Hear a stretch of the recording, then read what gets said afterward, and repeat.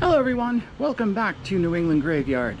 Jason is here at Sleepy Hallow Cemetery in Sleepy Hallow, New York, and I am here with a man who knew a little bit about cars.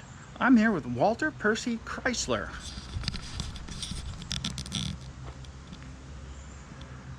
He was the first president and founder of the Chrysler Corporation.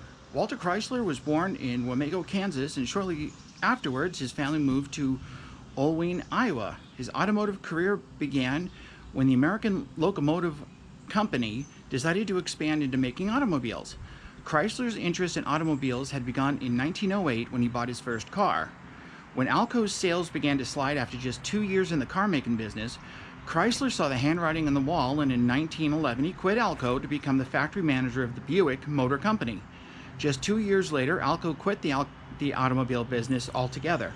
In 1916, he became the president of the Buick Motor Company, but resigned in 1919 to take over as vice president of the Willys Overland Motor Company in Toledo, Ohio. At that time, his salary was $1 million a year, a record salary for that time.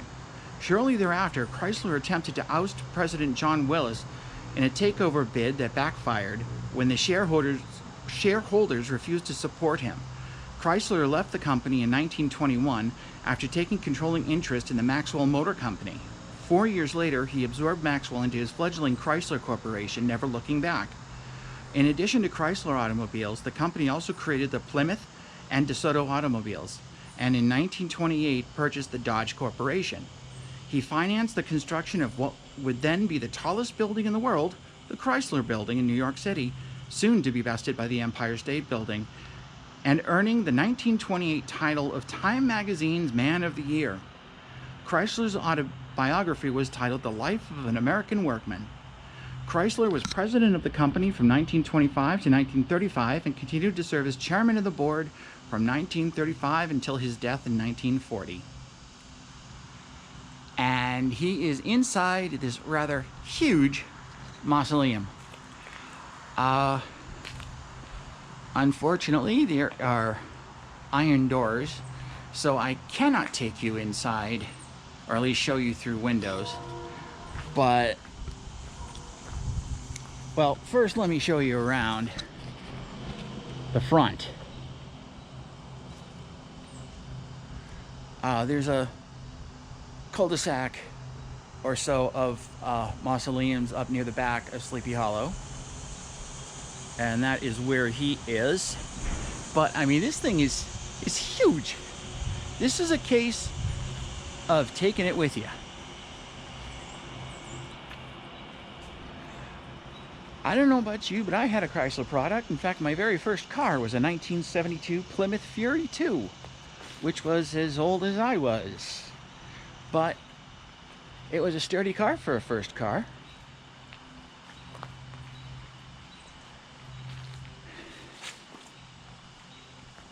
Got your stained glass window. They're not too good to look into.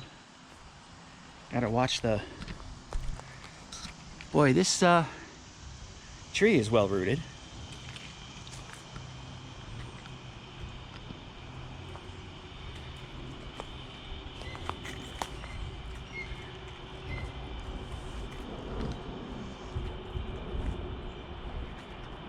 Have you owned a Chrysler product?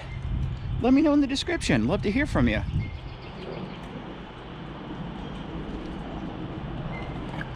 Or what is your favorite, or do you have a favorite Chrysler product?